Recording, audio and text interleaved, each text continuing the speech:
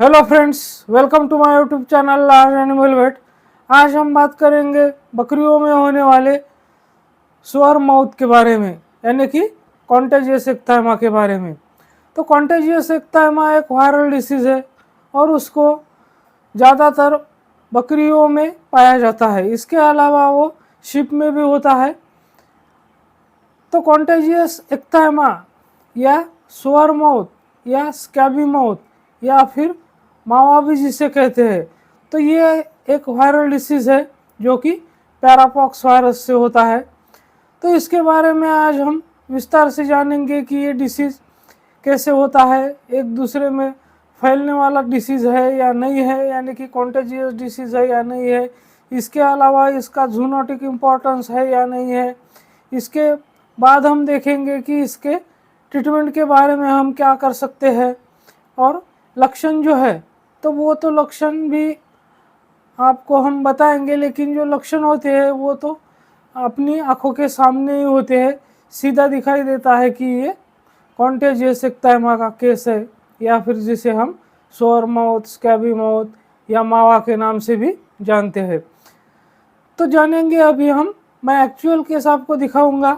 लेकिन उससे पहले अगर आप मेरे चैनल से नए जुड़े हैं या अभी तक आपने मेरा चैनल सब्सक्राइब नहीं किया है, तो प्लीज़ मेरे चैनल को लाइक, शेयर और सब्सक्राइब करें। साथ में बेल वाला आइकन दबाकर ऑल वाला ऑप्शन भी चुनें, ताकि भविष्य में आने वाली हर वीडियो की नोटिफिकेशन आपको समय समय पर मिलती रहे।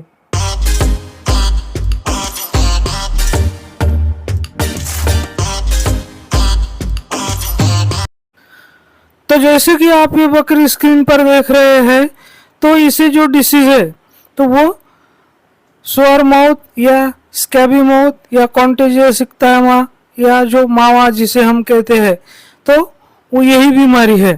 तो आप देख सकते हैं कि इसके नॉस्ट्रिल्स पे, इसके अपर लिप्स पे, इसके लोअर लिप पे जो लीजन्स बने हैं, तो वो लीजन्स बहुत ही पेनफुल होते हैं और जो बकरियां होती है उनको खाने पीने में इसकी वजह से बहुत ज़्यादा प्रॉब्लम होता है।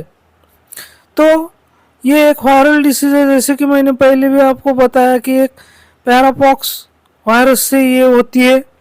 और ये जो बीमारी है ये कॉन्टेजियस है, यानी कि एक बकरी से दूसरी बकरी में फैलने वाली बीमारी है। तो अगर आपके पास बहुत सारी बकरियां हैं, उसमें से किसी एक बकरी को ये जो कॉन्टेजियस एक्थाइमा हुआ है, तो उस बकरी से जब वो दूसरी बकरियों में मिल जाएंगी, उसके साथ खाना पीना, अगर पानी पिएंगे साथ में या फिर चारा खाएंगे साथ में, तो वो एक बकरी से, जो बकरी इन्फेक्टेड है, उस बकरी से दूसरी बाकी हेल्दी बकरियों में फैल जाएगा। इसके अलावा डायरेक्ट कांटेक्ट में आने से भी ये फैल जाता है। तो ये जो लीजन्स होते हैं, तो ये शुरू में इडेमेटस स्वेलिंग होती है। ऐसा लगता है कि जैसे उसके अंदर पानी भरा हुआ हो सकता है, या फिर जब वहाँ पर सेकेंडरी बैक्टीरियल इन्फेक्शन हो जाता है तो वहाँ पर पस भी भर जाता है।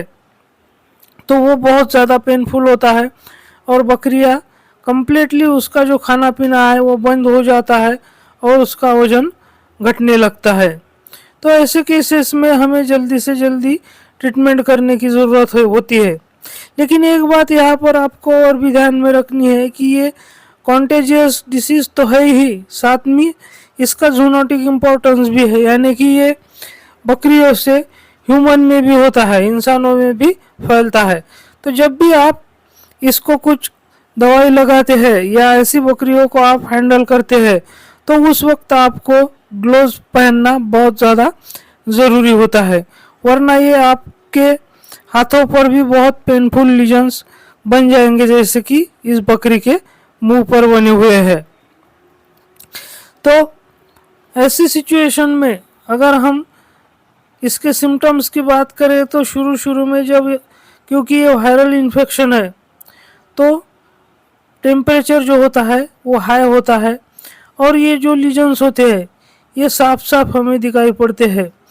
तो कुछ ओनर्स जो होते हैं, मैंने गांव में देखा है कि कुछ ओनर्स जो होते हैं वो वहाँ पर हल्दी और नारियल का तेल मिलाकर भी लगाते हैं, जिससे वो लीजन्स जो ऊपर क्रस्ट बनते हैं तो वो नर्म आ जाते हैं और वो क्रस्ट निकलने में भी आसानी होती है। और हल्दी जो है वो एंटीबैक्टीरियल एंटी इन्फ्लेमेटरी होती है, तो उससे बहुत राहत भी मिलती है।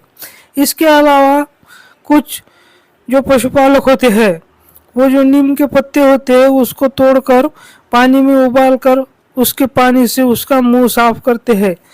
तो ऐसा करते समय आपको प्रिकॉशंस लेना ज़रूरी है, हाथ में ग्लोव्स पहनना ज़रूरी है। तो अगर हम ट्रीटमेंट की बात करें तो ट्रीटमेंट में हम इसे, जबकि ये वायरल डिसीज़ है तो यहाँ पर हमें कोई भी स्पेसिफिक ऐसा एंटीवायरल नहीं है जो हम इसको दे सकते हैं। तो इसलिए हमें इसकी सिम्टोमेटिक ट्रीटमेंट जो होती है वही करना होता है। तो टेम्परेचर अगर है बहुत ज़्यादा तो आप मेलॉक्सिकम पैरासीटामोल का कॉम्बिनेशन यूज़ कर सकते हैं, या फिर जो मॉडरेट टेम्परेचर है तो मेलोनिक्स भी यूज़ कर सकते हैं 0.5 mg पर kg बॉडी वेट के हिसाब से।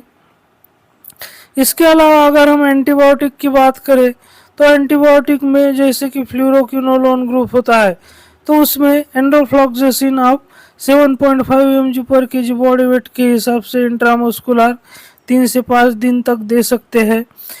जो non steroid anti inflammatory drugs होते हैं जैसे कि मेलोनेक्स है तो उसको आप 3 दिन तक 0.5 mg पर kg बॉडी वेट के हिसाब से इंट्रामस्कुलर, सबकट, आईवी तीनों रूट से लगा सकते हैं।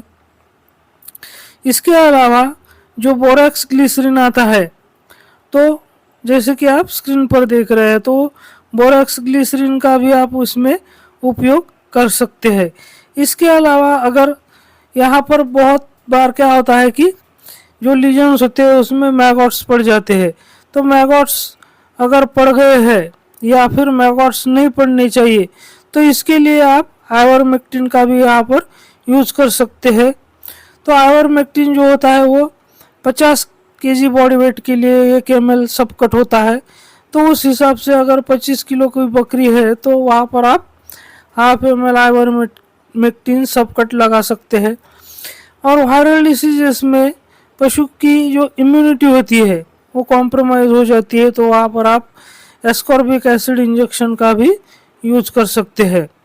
तो इस तरह से आप इसका मैनेजमेंट कर सकते हैं, इसका इलाज कर सकते हैं।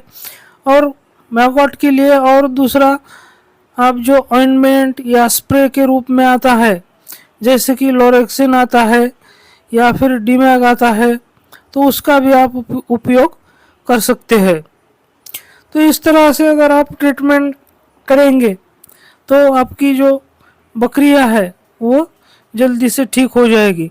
और जैसे ही किसी बकरी में आपको ये लीजन्स दिखने लगते हैं तो सबसे पहले आपको उस बकरी को, जो बाकी बकरियां है हेल्दी बकरियां है, तो उससे इस इन्फेक्टेड गोट को आपको अलग करना है, वरना ये आपके पूरा जो हर्ड होता है तो उसमें फैलने के बहुत ज़्यादा चांसेस होते हैं। और आपको खुद को भी इसको हैंडल करते वक्त सावधानी रखनी बहुत ज़्यादा ज़रूरी होती है। तो इस तरह से हम जो ये डिसीज़ है जिसे ऑर्फ या कॉन्टेजियस एक्टाइमा या स्कैबी माउथ या सोर माउथ के नाम से जानते हैं, तो उसको हम मैनेज कर सकते हैं। तो मेरे साथ बने रहने के लिए आपका बहुत बहुत धन्यवाद।